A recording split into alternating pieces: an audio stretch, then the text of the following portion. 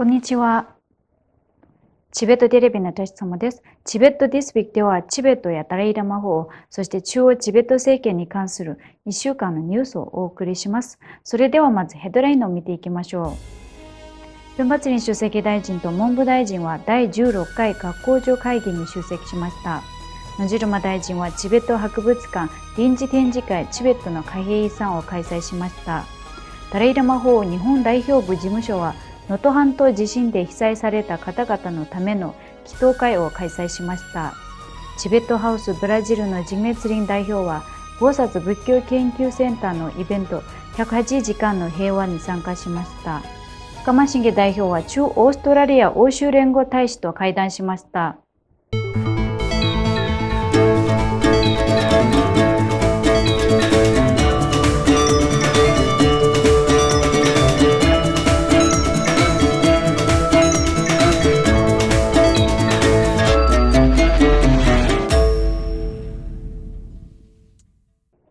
今週サンボルチベット協会はダラムサラで学校長の第16回年次会議を開催し、中央チベット政権のペンパツニ主席大臣は主賓として結びの挨拶を行いました。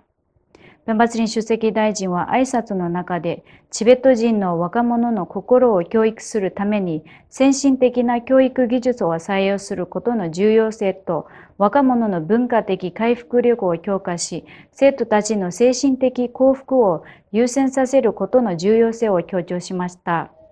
主席大臣は特にシーラーニングの効果的実施について注意を促しました。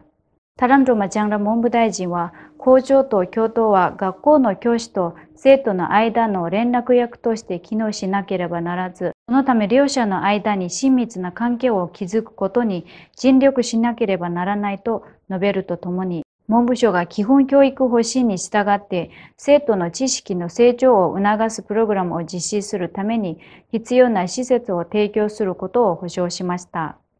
この会議には約30名のサンボラ校の校長と教頭が出席しました。先週の土曜日、情報国際関係省のヌンジルマ大臣は、チベット博物館にて、Numismatic Heritage of Tibet と題されたチベットの貨幣遺産の臨時展示を開会しました。チベット博物館が企画したこの展示は、チベットの貨幣の遺産を探り、硬貨と通貨を通じて文化的で歴史的な織りなしを紐解くものです。この展示はチベットの多様な影響を具体的に反映するものとして、チベットの通貨の変遷に焦点を当て、チベットの過去をユニークに洞察しています。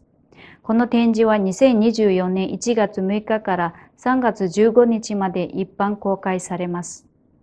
チベットハウスジャパンと在日チベット人コミュニティは、この度の能登半島地震の犠牲者の冥福と一日も早い復興を祈る集いを東京で開催しました。代表のツワンギャブアリア博士は、ダライラマ法王が日本の岸田文雄内閣総理大臣に宛てたメッセージを読み上げました。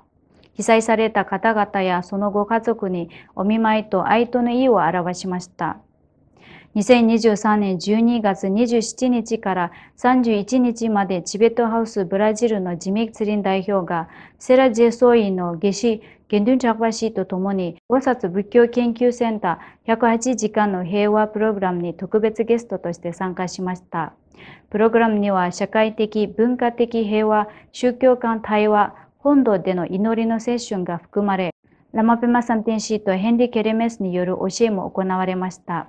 さらにチベットハウスブラジルと同センターの今後の協力関係について詳細な話し合いが行われました。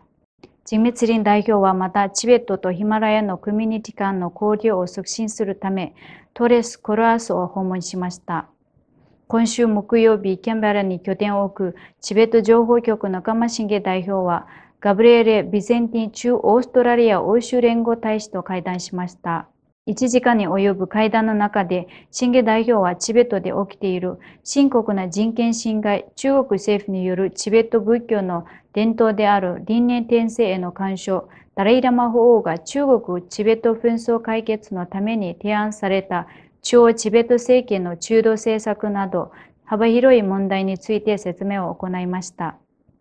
また最近欧州議会が中国が国営寄宿制学校に通う100万人近いチベット人の子供たちを強制的に同化させていることを非難する決議を採択したことに感謝の意を表明しました。